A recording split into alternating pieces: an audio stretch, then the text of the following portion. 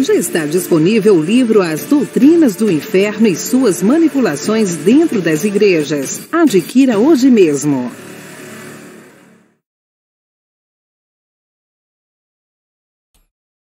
Olá, abençoados! Graça e paz! Bem-vindos ao canal da Graça Pura. Obrigado, família da fé.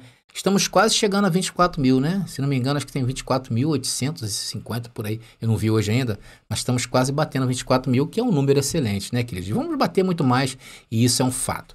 Bem-vindo, família da fé. Obrigado a todos vocês que têm entendido as mensagens da Graça Pura, e eu creio que isso coloca a vida de vocês em outro patamar. Eu tenho visto relatos dos abençoados lá no WhatsApp. Eu sei que muitas dúvidas, né, os abençoados têm, mas eu tenho certeza que aquele que sanou as minhas dúvidas é o Pai de todos, que também sanará as de vocês. Às vezes, abençoados, é difícil no meu dia a dia ali conciliar trabalho com dar atenção a vocês, então vocês me perdoem de antemão, tá? Às vezes eu estou no cliente, não tem como eu atender vocês, tá? Me perdoem aí. Se vocês tiverem muita urgência de falar comigo, marca comigo, fala comigo no WhatsApp, né?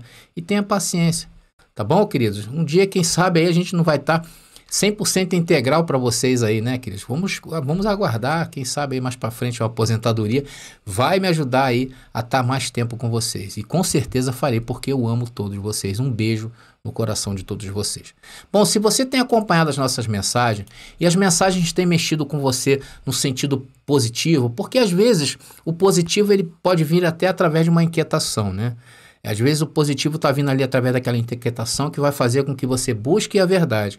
Então, se aquilo que temos falado tem feito você pensar, então se inscreve no nosso canal, porque é isso que quase 24 mil pessoas têm feito e hoje são livres pensadores. Se inscreve no nosso canal. Para você que já nos acompanha, sabe que vem coisas boas, deixa o seu like. Se você quiser que o YouTube te avise, toque o sininho para que o YouTube venha te avisar. Essa plataforma é muito perfeita nesse quesito, tá bom? E comentem à vontade, tá? Podem comentar, mesmo que seja de forma crítica, mas seja uma crítica inteligente. Até porque se eu for me opor, eu não faço isso, tá, abençoado?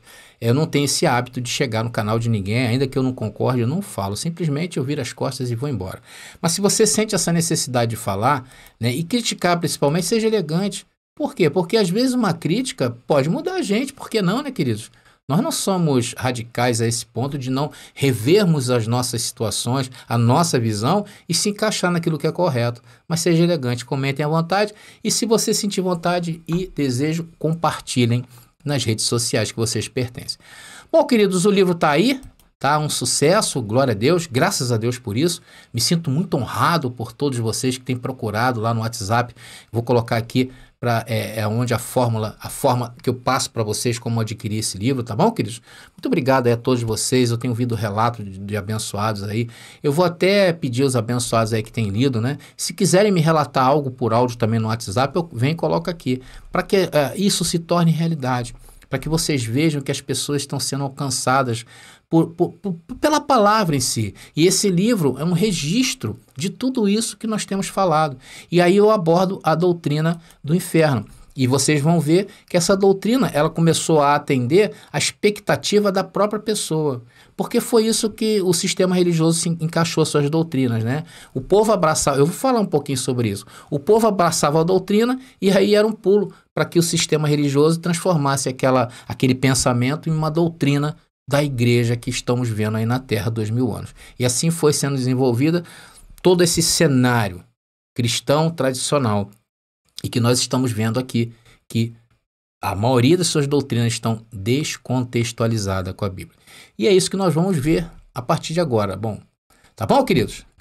Bom, meus amados irmãos, nós estamos em uma série de mensagens.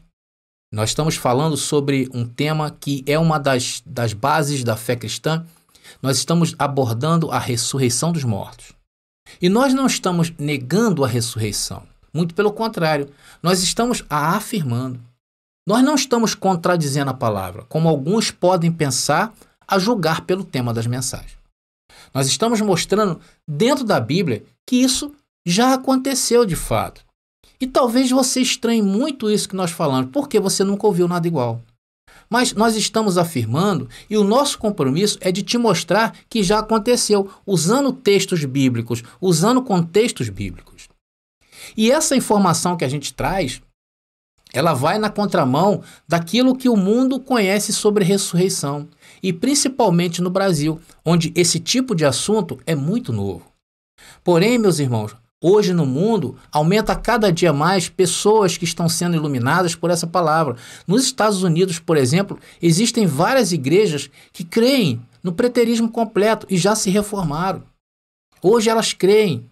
Ou seja, o preterismo completo, para você ter uma noção, vou te explicar o que é aquilo que trata as questões bíblicas e escatológicas da vinda de Cristo como um fato consumado.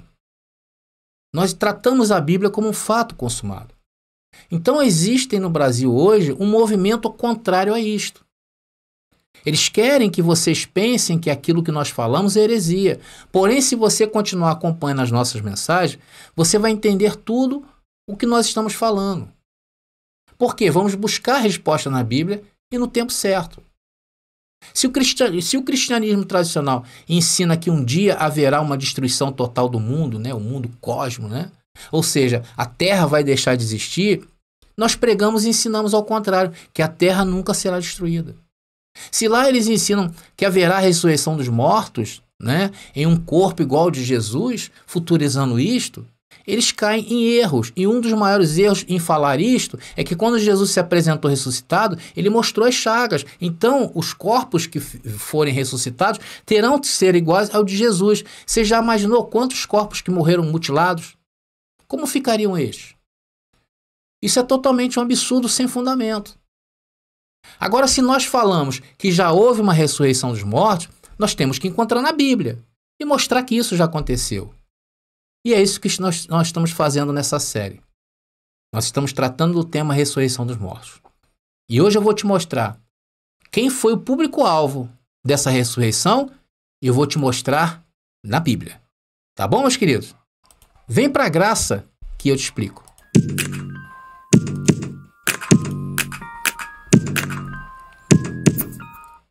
Bom, meus queridos, eu quero colocar um parênteses nessa mensagem, como diz o outro, um adendo. Eu queria que você prestasse bastante atenção no que eu vou falar. A Bíblia é um livro de difícil interpretação. É quase impossível de entender a Bíblia somente usando o nosso vocabulário português. Porque a Bíblia foi escrita em várias linguagens. Foi escrita em um tempo muito remoto, em um tempo muito distante. Então, para se começar a entender a Bíblia, tem que se ter uma noção do hebraico para entender um pouco do aramaico, porque é mais antigo do que o hebraico. E o hebraico arcaico, não é esse hebraico de hoje. Temos que entender o grego antigo, não é o grego de hoje, tornando muitos dos seus versículos complexos de se entender. Por exemplo, tem textos na Bíblia que nós lemos lá 1000 anos, né? 1000 anos. Nós não podemos entender que 1000 anos literalmente quer dizer 1000 anos. Às vezes a palavra terra ou mundo não está se referindo ao mundo globalmente falando. Às vezes a palavra 1000 anos ela está falando de um tempo determinado, talvez indeterminado o acontecimento, mas é um tempo que tem começo, meio e fim. E pode ser que muitas vezes não se refira a 1000 anos, como é o caso do milênio. Eu tenho um vídeo que eu falo sobre isso. A palavra terra ou mundo, você tem que entender. Muitas das vezes não está se referindo ao mundo globalmente falando. A palavra anjo também é outra palavra mal entendida. Muitas das palavras, 90% da palavra anjo, ela quer dizer, ela se indica ser uma pessoa, um homem. Então, devido a essas dificuldades de interpretação, né, não houve nenhuma boa vontade do cristianismo tradicional em explicar isso para vocês. Eles pegaram as doutrinas que compõem lá o sistema deles e foram criadas pelo imaginário popular, conforme eu falei há pouco com vocês. Ou seja, a igreja nunca se interessou em explicar de fato a Bíblia. Ela deixou que as coisas fossem criadas na ignorância dos irmãos, que não tiveram culpa, diga-se de passagem. Então, se algo caía bem no meio do povo, a igreja ia seguir o fluxo, porque é mais conveniente. E hoje, o que nos move aqui é tentar, no mínimo, que você entenda esse ponto de vista. Se você entender esse ponto de vista meu irmão, eu recebo que tudo que você vai ouvir hoje vai cair em boa terra. E essa informação, ela começará a mexer com você de fato e te levará a uma nova vida, uma nova visão, uma vida pautada dentro do ensino correto da Bíblia. Ok, abençoado? Agora sim vamos entrar no cheio, no tema? Fecha aspas. Então, abençoados, eu fiz uma pergunta. Qual foi o público-alvo da ressurreição bíblica? Foram os contemporâneos de Jesus, os contemporâneos bíblicos. E não tem como descontextualizar isto. Agora, o sistema de ensino tradicional cristão ensina que esse público está além da Bíblia. Ou seja, a ressurreição atingirá o mundo globalmente falando. Mas vamos ver Jesus falando sobre isso? Vamos lá. Peguei um texto aqui, e é um dos textos que é uma como eu falo, uma espinha de peixe na garganta do sistema religioso. Está lá em Mateus capítulo 16, versículo 27 e 28, que diz: porque o Filho do Homem há de vir na glória de seu Pai com seus anjos. E então retribuirá a cada um conforme as suas obras. Então você vê, já está falando da vinda de Jesus.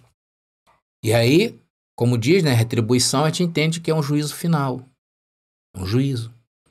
Um julgamento. A ressurreição dos mortos. E quem é o público? E quem é o público de quem Jesus está falando? O versículo seguinte vai nos informar. Em verdade vos digo que alguns há dos que aqui se encontram que de maneira nenhuma passarão pela morte, até que vejam vir o Filho do Homem no seu reino. Então veja o que Jesus está dizendo. Esse texto fala da segunda vinda de Jesus e mais uma vez ele coloca um quintal em todos esses acontecimentos que haveria de vir, inclusive o povo ao qual estava destinado tais acontecimentos. Quando eu digo que Jesus colocou um quintal, é porque um quintal ele tem um começo e tem um fim. Ele tem uma área determinada. Por ser um quintal não é algo eterno, não é algo que engloba a terra toda. Então Jesus diz que cada um receberá o que tiver feito segundo as obras. E isso nos remete o quê? A lei de Moisés. Remete quem? A Torá. E Jesus não podia descontextualizar isto. Por quê? Porque Jesus nasceu em Israel e era praticante também do judaísmo. E ele diz que o juízo final e a ressurreição dos mortos aconteceriam naqueles dias para aquele povo. E ele diz, em verdade vos digo, é a mesma coisa, eu não sou mentiroso. Aqui tem algumas pessoas que estão me ouvindo que passarão por tudo isso. Tudo isso o quê? Ressurreição dos mortos, o juízo final, a grande tribulação, a vinda de Jesus no reino, nas nuvens com poder e grande glória. E essas pessoas, Jesus diz, muitos de vocês que me ouvem não passarão pela morte até que vejam o Filho de Deus vir sobre as nuvens. Logo que Jesus afirma isso, ele estabelece a quem era direcionado aquelas coisas. Sim ou não? Então, abençoado, o fato é isso não ser concebível pelo cristianismo tradicional, eles não concebem isso, né? Então eles procuram o quê? Eles procuram distorcer os textos bíblicos. Então eles optaram por descontextualizar isto. Aí dizem assim, isso aqui Jesus falou fora do espectro do tempo. Isso transcende o tempo. Isso é uma coisa atemporal. Não é. Jesus falou assim, esses vocês que estão me ouvindo aqui, muitos de vocês não morrerão. E aí? Então as pessoas, é mais fácil crer em algo que seja lógico do que crer na doutrina certa. Eles preferem crer na doutrina de todos os mortos ressuscitando. Está entendendo, abençoado? Meus queridos, esse negócio de ressurreição dos últimos dias, que nunca vai chegar, isso atinge em cheio o imaginário humano, que nunca lidou bem com a morte. O homem nunca soube lidar com a morte. A morte é uma desgraça para o homem. A morte separa pais de filho, separa família, separa cônjuges, separam amigos, sonhos. Sendo que o nosso Deus lida muito bem com a morte. Tanto que ele deixou escrito o quê? Deus tem prazer na morte do justo. Então esse tipo de doutrina futurista, isso é para manter as pessoas enganadas debaixo de uma dura cerviz, enquanto esse povo do sistema arrancam a vida dessas pessoas. E ainda colocam as pessoas debaixo de uma falsa esperança. É claro que um dia rever mamãe, rever papai, saber que estão bem, isso faz parte, isso está dentro de nós, quer queira ou não. Mas isso não é a Bíblia, meus amigos. Isso é a vontade do homem. A Bíblia é isso aqui, eu não tenho como fugir desse contexto. Vou colocar de novo. Isso aqui é Bíblia. Isso é Bíblia.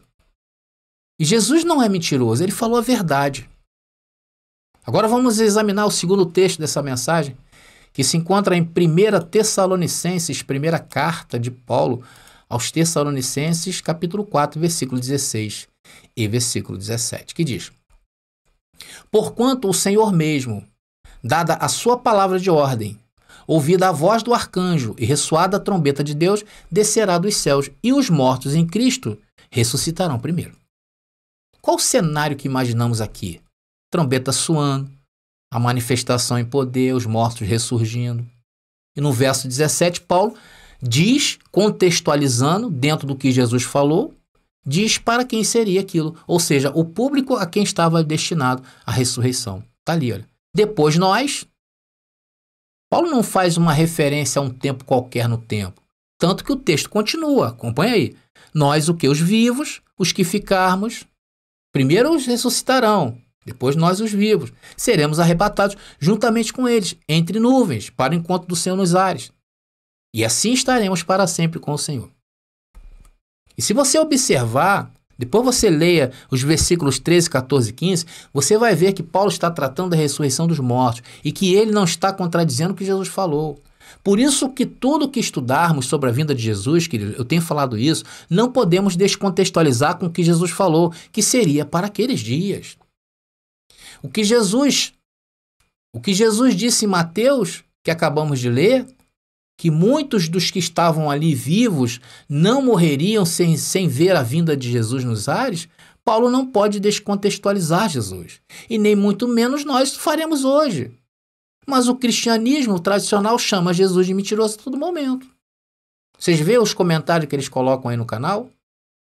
Muito deselegantes, né? Isso é ou não é chamar Jesus de mentiroso? Paulo estava falando para aquela geração. Paulo estava falando aos seus contemporâneos e de Jesus também. Essa é a grande verdade. Fugir disto é ser irracional. Então esses dois textos que acabamos de ler vão totalmente contra a doutrina do futurismo. Dizer que isso um dia vai acontecer em algum lugar. Descontextualizar isso. Passar para a temporal. Queridos, quando eu falo que a Bíblia é um livro que precisa ter muita atenção para entender, por exemplo, essa expressão vir nas nuvens, no Antigo Testamento está cheia dessa passagem. Geralmente, quando o povo pedia a justiça de Deus, os profetas, eles profetizavam, né? Eles falavam que Deus, né, viria nas nuvens com poder e glória. E nunca nenhum judeu viu Deus. Nunca nenhum escritor bíblico botou lá que viu Deus. Ou sacerdote, ou que seja lá quem for, ou profeta. Ninguém viu Deus. Como hoje vocês querem ver Jesus vindo na nuvem com poder e grande glória? Você sabe que expressão é essa? Isso é uma figura de linguagem muito usada pelos hebreus naqueles dias, quando eles se referiam ao juízo de Deus. Não é que Deus vai vir nas nuvens com poder e glória. Se você quiser entender um pouquinho, preste atenção no que eu vou falar. Nós aqui hoje, no mundo atual, nós usamos muito a expressão quando algo que parece que foi uma injustiça que acontece com a gente fala assim, eu não espero a justiça dos homens, eu espero a justiça divina. A gente não fala isso? Não é verdade? E uma hora ou outra, Deus faz a justiça dele, pelo menos achamos, né? O que significa isso se formos transportar para os tempos bíblicos, esse sentimento nosso? Que o Senhor veio nas nuvens com poder e grande glória, a nosso favor. Mas, na verdade, quando vemos a justiça de Deus sendo feita, quando nós sentimos, né? Nós não vemos ninguém descer dos céus com uma espada flamejante, entrando naquela situação. Nós temos a sensação de que a justiça foi feita. E isso é Deus vindo nas nuvens, colocando aqueles tempos. Vocês estão entendendo, abençoado? É isso que o texto de Jesus vir nas nuvens com poder e grande glória está se referindo. Aí tem um detalhe, somente Deus usava essa expressão até Jesus chegar no mundo. Quando Jesus diz isso, porque Jesus disse isso aí várias vezes, ele estava se colocando como Deus, porque só Deus vinha nas nuvens com poder e glória. Inclusive foi por causa disto que Jesus foi condenado. Jesus foi condenado por blasfemar e se auto-intitular Deus. Isso na lei mosaica era para condenação. A morte de Jesus, inclusive, foi um processo penal legal, debaixo do direito daquela época, sendo que a lei mosaica era uma lei muito dura e severa que precisava ser substituída. E foi para isso que ele veio. Então Jesus veio o quê? Remover uma dispensação carniceira, porque remete à carne, e introduzir no mundo a lei do Espírito de vida, que é a graça eterna. Romanos capítulo 8.